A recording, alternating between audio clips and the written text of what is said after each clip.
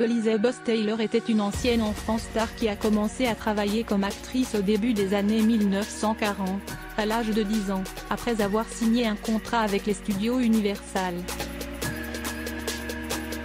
Le premier film de la star hollywoodienne est One Born Every Minute 1942. Elle a ensuite joué un rôle plus important dans la sitcom Home 1943.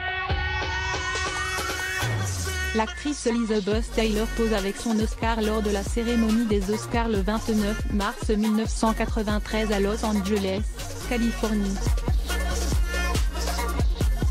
Source: Getty Images. Mais c'est avec le film national Velvet 1944, qui lui a permis d'accéder à la célébrité. Le film a connu un grand succès et a rapporté 4 millions de dollars à l'époque. Taylor a ensuite joué dans d'autres films notables, notamment Butterfield 8 1960, et Qui a peur du loup de Virginie 1965. La Britannique a remporté des Oscars pour ces deux films. Taylor est née le 27 février 1932 à Londres, en Angleterre, de parents négociants en œuvres d'art. Peu après le début de la Seconde Guerre mondiale, elle et sa famille ont déménagé aux États-Unis et se sont installés à Los Angeles. Peu après son arrivée en Californie, un ami de la famille a suggéré au couple d'emmener leur fille passer un test à l'écran. La jeune Taylor prit exemple sur sa mère, qui avait travaillé comme actrice avant de se marier. L'enfant star Elizabeth Taylor pose avec un sac à main le 1er janvier 1940. Source: Getty Images. La future superstar a commencé à danser à l'âge de 3 ans, donnant un récital aux princesses Elizabeth et Margaret, membres de la famille royale. La carrière d'actrice de Taylor s'étend sur plus de 60 ans, avec un autre rôle mémorable dans le film de 1944. The White Cliffs of Dover, les falaises blanches de Douvres. Étoile montante, Taylor s'est blessée à l'âge de 12 ans lors du tournage de National Velvet. Jetée d'un cheval et s'est blessée au dos.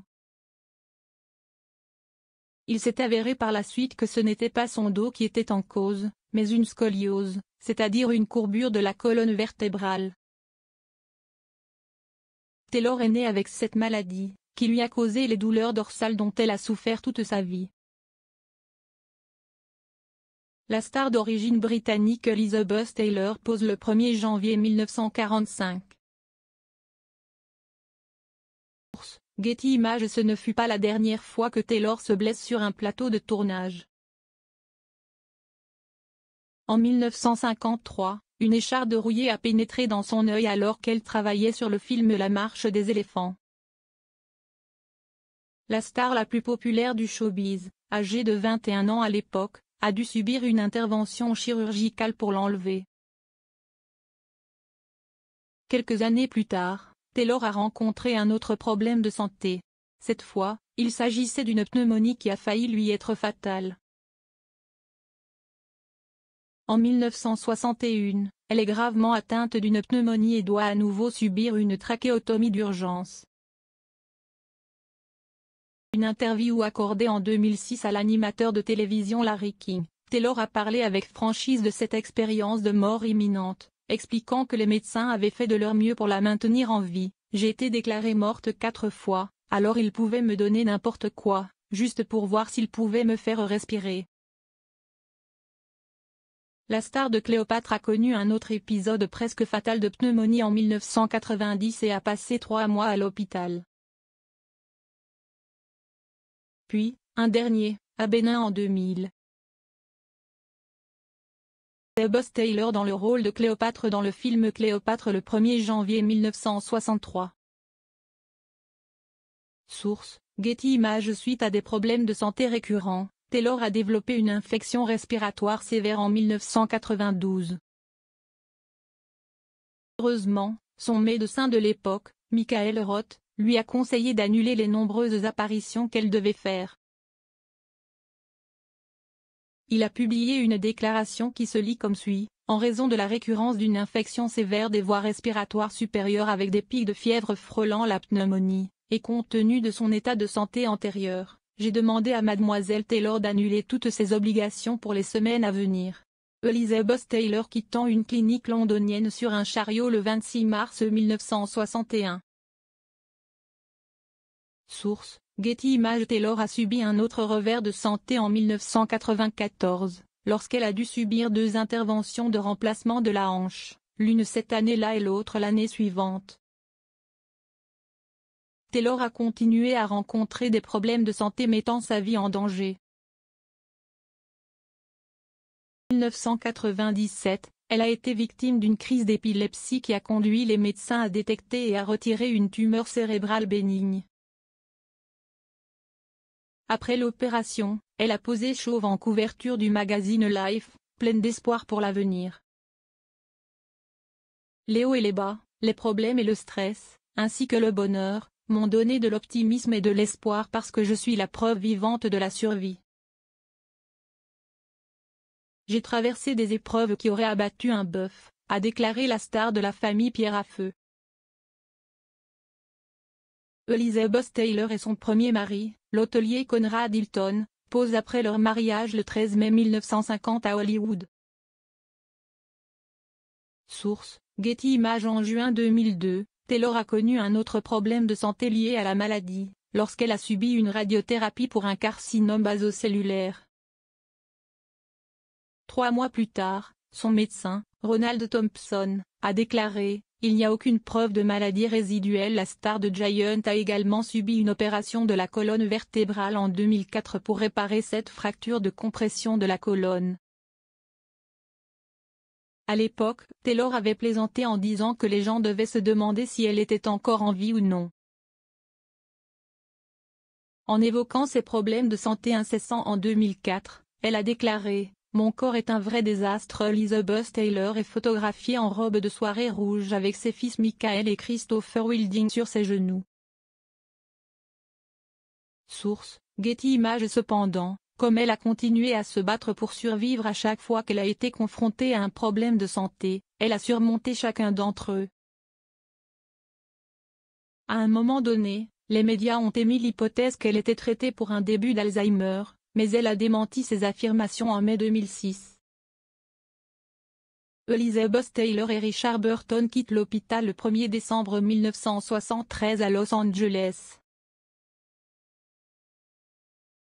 Getty Images. En plus de ses nombreux problèmes de santé, Taylor, qui a lutté contre l'abus de substances, notamment de drogue et d'alcool, s'est rendue 2 fois en cure de désintoxication au centre Betty Ford, en 1983 et en 1988. Mais la santé de Taylor n'a pas été la seule chose à faire la une des journaux tout au long de son existence. Sa vie amoureuse a également fait l'actualité, puisqu'elle s'est mariée 8 fois au cours de sa vie. Elizabeth Taylor et son 5e et 6e mari, Richard Burton, photographié le 23 décembre 1975 à l'aéroport d'Heathrow. Source: Getty Images. Elle s'est mariée pour la première fois à 18 ans avec l'héritier de l'hôtel Conrad Nicky Hilton Jr. 1950. Leur mariage a duré moins d'1 an et ils ont divorcé en 1951, mais elle n'est pas restée célibataire très longtemps. 1 an plus tard, en 1952, elle s'est mariée pour la 2e fois avec l'acteur anglais Michael Wilding. Le couple a eu 2 fils, Michael Jr., né en 1953, et Christopher, né 2 ans plus tard, en 1955. Ils sont séparés en 1957. Elizabeth Taylor et son second mari, Michael Wilding, posent avec leur fils Christopher Wilding, le 1er janvier 1950. Source: Getty Images. Là encore, Taylor passa rapidement à autre chose en épousant son 3e mari, le producteur Mike Todd, en 1957. Le couple a eu un enfant, la fille Lisa, qu'ils ont accueillie la même année. Heureusement, Todd est décédé dans un accident d'avion un an plus tard. Toujours en deuil, Taylor s'est mariée pour la 4e fois avec l'ami de son défunt mari, Eddie Fisher, en 1959. Mais leur mariage a suscité la controverse, car Fisher a quitté sa femme, l'actrice Debbie Reynolds, qui était également une amie chère à Taylor. Le couple a divorcé en 1964, Elizabeth Taylor et Richard Burton sur le plateau de tournage de The Sandpiper le 1er décembre 1965. Source: Getty Images. Taylor s'est mariée pour la 5e fois avec son partenaire, Richard Burton, en 1964. Le duo a eu un mariage passionné qui a eu ses problèmes, menant à leur divorce en 1974. Après s'être séparés, Taylor et Burton se sont réunis et se sont remariés au Botswana en 1975. Mais leur idylle renaissante n'a pas duré longtemps. Ils ont divorcé moins d'un an plus tard. Burton est décédé le 5 août 1984. Elizabeth Taylor et son 8e mari, Larry Fortensky, le 23 février 2011. Source: Getty Images. Après ses 5e et 6e mariages avec le même homme, Taylor a épousé le politicien John Warner, qu'elle avait rencontré lorsqu'il l'avait escortée à un dîner à Washington D.C., en 1976. Les Tourtereaux ont échangé leurs vœux de mariage plus tard dans l'année et ont divorcé en 1982, tout en restant en bons termes. Le 5e et dernier mari de Taylor était un ouvrier du bâtiment, Larry Fortensky, de 20 ans son cadet. Elle a fait connaissance à la clinique Betty Ford et s'est mariée en 1991 au Neverland Ranch de Michael Jackson.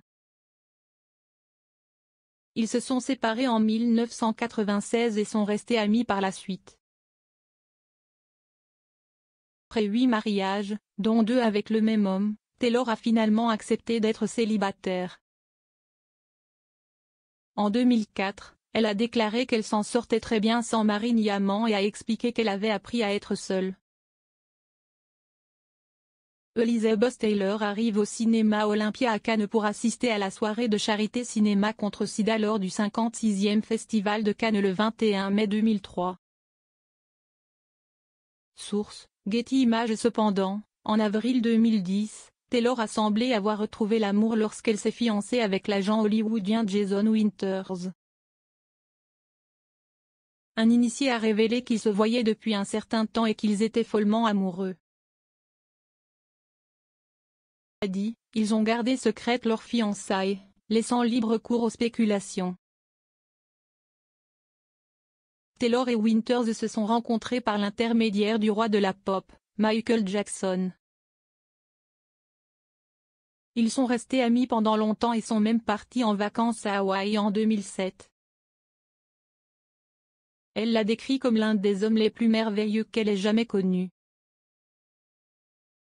Dame Elizabeth Taylor et son fiancé Jason Winters débarquant au Paramount Studios Theater le 1er décembre 2007 à Los Angeles, Californie. Source: Getty Images. Mais en mars 2011, un an après les rumeurs de fiançailles, Taylor les a démenties et a révélé qu'elle ne descendrait plus jamais l'allée. Taylor est malheureusement décédée le 23 mars 2011 au Cedars-Sinai Medical Center de Los Angeles. Elle avait 79 ans. Avant son décès, la légende avait été admise à l'hôpital pendant 6 semaines après avoir souffert de complications liées à une insuffisance cardiaque congestive. L'icône hollywoodienne a été diagnostiquée pour la première fois en 2004 et a tenu bon tout au long de sa vie, faisant des centaines d'allers-retours à l'hôpital.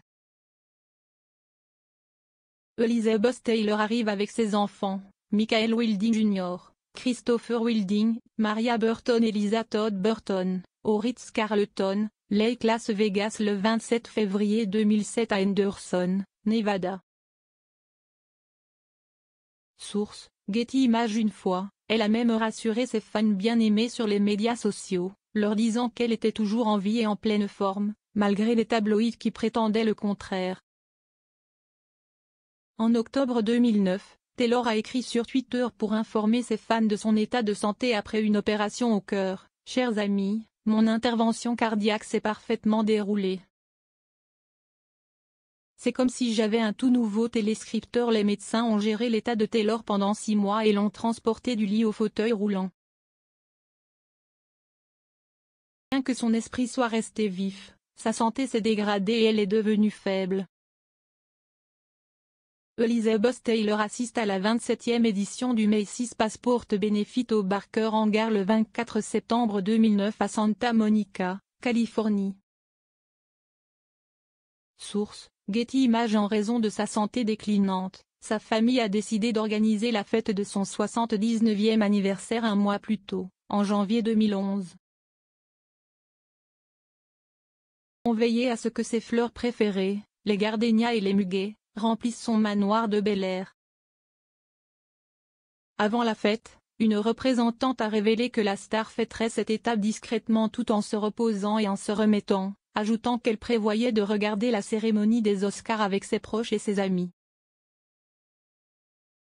Lorsque ses proches ont levé leur verre pour porter un toast, Taylor a déclaré « Je ne suis pas encore morte malgré cela ». Elle était fatiguée, souffrait de douleurs cervicales invalidantes, avait été hospitalisée 3 fois en 2010, mais refusait de subir une nouvelle opération du cœur. Taylor est donc décédée 2 mois plus tard.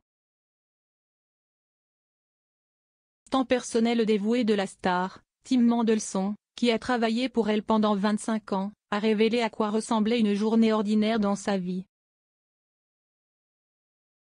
Selon lui, l'une des choses qu'il aimait chez Taylor était qu'elle n'avait pas de routine dans sa façon de vivre chaque jour, parce qu'elle pouvait être occupée par quelque chose d'autre un moment à la fois. Un fan place une photo à côté de fleurs sur l'étoile d'Elizabeth Taylor au Hollywood Walk of Fame le 23 mars 2011 à Hollywood, Californie. Source: Getty Images. Elle pouvait s'occuper du chien ou d'un ami qui a besoin d'aide. Elle pouvait aussi décider de passer quelques jours au lit à regarder la télévision, a révélé M. Mandelson. A également révélé que Taylor aimait jouer de la musique forte, surtout celle de la chanteuse écossaise Susan Boyle, parce qu'elle aimait les artistes aux voix puissantes. En voiture, elle écoutait Andrea Bocelli. Taylor a vécu dans une maison au sommet d'une falaise à Beverly Hills dans les années 1950. En juillet 2018, la propriété a été mise sur le marché pour 15,9 millions de dollars. La maison, décrite par l'actrice comme l'une des plus belles qu'elle ait jamais vues, comptait 6 chambres et 7 salles de bain, avec une fontaine et des palmiers. Vue extérieure de la maison d'Elizabeth Taylor située au sommet d'une falaise à Beverly Hills, Los Angeles. YouTube. Ainsi d'édition. Pendant son temps libre, Taylor aimait se promener dans son jardin privé rempli de gardénias et de muguets. Elle cultivait des vergers dans une minuscule serre et accueillait souvent sa grande famille pour des fêtes de Pâques annuelles derrière sa piscine. Cependant, en 2004, son mal de dos s'est aggravé et elle a cessé de se promener dans son jardin. Taylor a commencé à se déplacer en fauteuil roulant, qu'elle a utilisé pendant plus de 5 ans après s'être cassé le dos à 4 reprises, mais cela ne l'a pas empêchée de s'habiller et d'être élégante. Après avoir mis un terme à sa brillante carrière d'actrice, elle s'est concentrée sur le travail humanitaire et d'autres aventures créatives. Elizabeth Taylor débarquant à la 14e édition des Britannia Awards à l'hôtel Beverly Hilton le 10 novembre 2005 à Beverly Hills, Californie. Getty Images. Taylor a eu 5 enfants, dont ses filles Lisa et Maria, et ses fils Michael, Christopher et Chris. Elle était également la grand-mère de 8 petits-enfants, les petits-fils Quinn, Tarquin, Caleb, Rhys, Lowell et Andrew, et les petites filles Laela et Naomi. Laela et Naomi sont les filles de Michael. Les frères et sœurs ont partagé des souvenirs de leur grand-mère très aimée en mars 2021 et ont parlé d'elle en tant que grands-parents, par opposition à la fashionista et à la femme d'affaires qu'elle était également connue pour être.